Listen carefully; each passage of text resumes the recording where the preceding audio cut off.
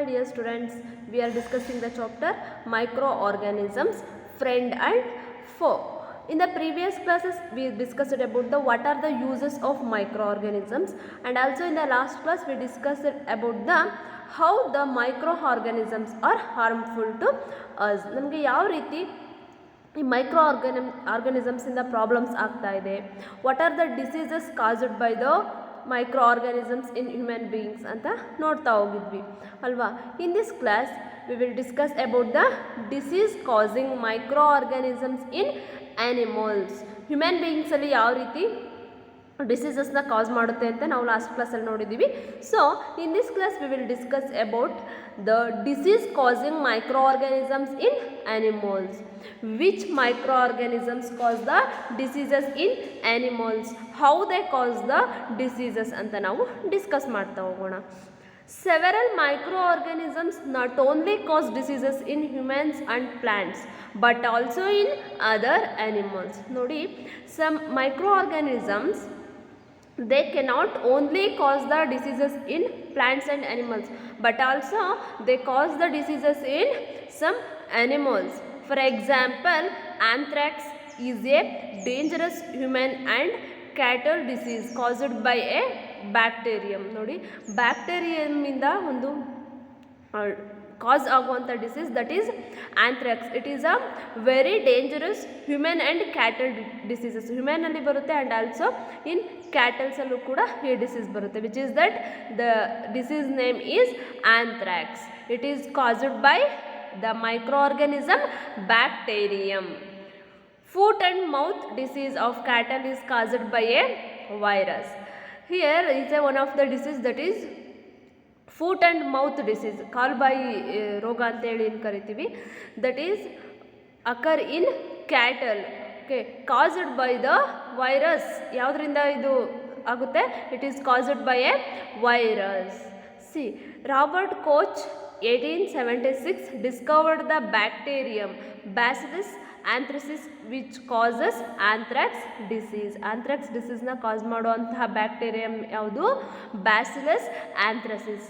Okay, it is discovered by Robert Koch in 1876. This is all about the disease causing microorganisms in animals. Next, disease causing microorganisms in plants. Some microorganisms also cause diseases in plants. Plants ಅಲ್ಲೂ ಕೂಡ ಕೆಲವೊಂದು ಡಿಸೀಸಸ್ನ ಕಾಸ್ ಮಾಡುತ್ತೆ. Now we will discuss about that. Several microorganisms cause diseases in plants like wheat, rice, potato, sugarcane, orange, apple and others.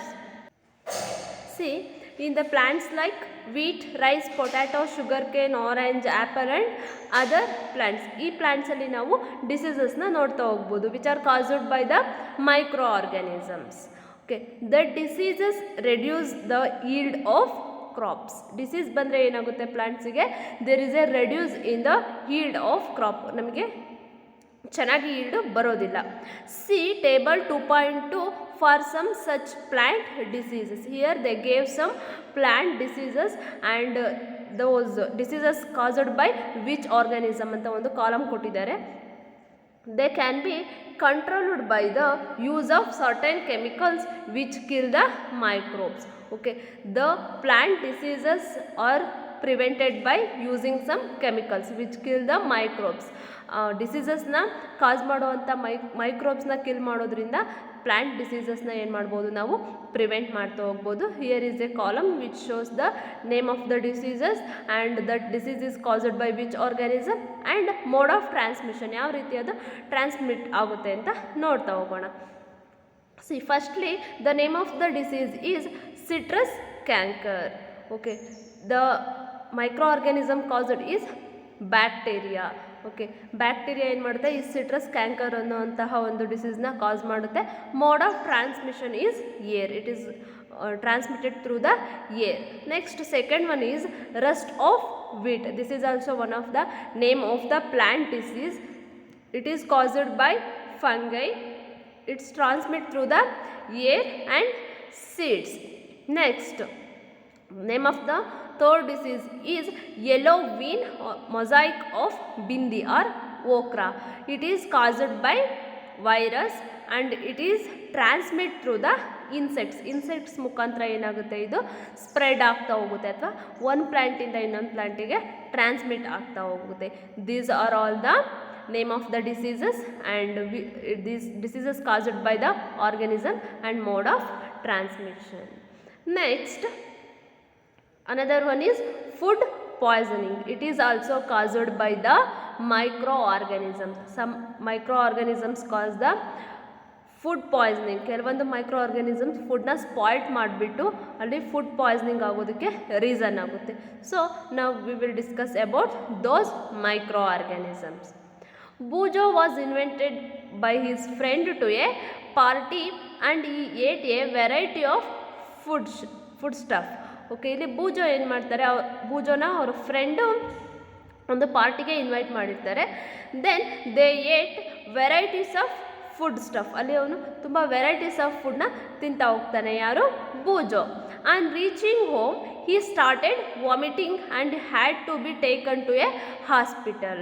Okay, ಪಾರ್ಟಿಯಿಂದ return ಬರೋ ಅಷ್ಟೊತ್ತಿಗೆ ಏನಾಗುತ್ತೆ, ಅವನಿಗೆ vomiting start ಆಗುತ್ತೆ and he went to the hospital. The doctor said that this condition could be due to food poisoning. ಅವನಿಗೆ ಆ vomit ಆಗೋದಕ್ಕೆ reason ಏನು ಅಂದರೆ ಫುಡ್ ಪಾಯ್ಸನಿಂಗ್ ಅಂತೇಳಿ ಹೇಳ್ತಾರೆ, ಯಾರು, doctor. Okay, C food poisoning could be due to the consumption of food spoiled by some microorganisms. ಏನಕ್ಕೋಸ್ಕರ ಆಗುತ್ತೆ food poisoning? Because it could be due to the consumption of food spoiled by some microorganisms. ಕೆಲವೊಂದು microorganisms ಫುಡ್ನ spoiled ಮಾಡಿರುತ್ತೆ. ಅಂಥ ಫುಡ್ನ ನಾವು consume ಮಾಡೋದ್ರಿಂದ ಏನಾಗುತ್ತೆ, ಫುಡ್ ಪಾಯ್ಸನಿಂಗ್ ಆಗುತ್ತೆ. Next, microorganisms that grow on our food sometimes produce toxic substances. Toxic means dangerous, okay, or poisonous. Microorganisms that grow on our food. ನಮ್ಮ ಫುಡ್ ಮೇಲೆ ಕೆಲವೊಂದು ಮೈಕ್ರೋ ಆರ್ಗ್ಯಾನಿಸಮ್ಸ್ ಗ್ರೋ ಆಗುತ್ತೆ. Sometimes they produce toxic substances, ಅಂದರೆ ಒಂದು poisonous ಸಬ್ಸ್ಟೆನ್ಸಸ್ನ ಏನು ಮಾಡುತ್ತೆ, produce ಮಾಡ್ತಾ ಹೋಗುತ್ತೆ. These make the food poisonous, causing serious illness and even death. Okay, ಆ ಟಾಕ್ಸಿಕ್ ಸಬ್ಸ್ಟೆನ್ಸಸ್ ಏನು ಮಾಡುತ್ತೆ, it make the food poisonous and causing serious illness and even death. Sometimes death ಆಗುವಂತಹ ಚಾನ್ಸಸ್ ಇರುತ್ತೆ due to the food poisoning. Next, so it is very important that we preserve food to prevent it from being spoiled. So ಏನು ಮಾಡಬೇಕು, we have to prevent the food from spoiled by the microorganisms. Okay, ಬೇರೆ ಮೈಕ್ರೋ ಆರ್ಗ್ಯಾನಿಸಮ್ಸಿಂದ spoiled ಆಗದೇ ಇರೋ ರೀತಿ ನಮ್ಮ ಫುಡ್ನ ಪ್ರಿವೆಂಟ್ ಮಾಡಿಬಿಟ್ಟು after that we have to consume that food items. Okay, then we can control the or prevent the food poisoning. Okay, this is all about the food poisoning. In the next class we will discuss about how to preserve the food. Okay, food preservation ಬಗ್ಗೆ next class ಅಲ್ಲಿ ನಾವು discuss ಮಾಡ್ತಾ ಹೋಗೋಣ.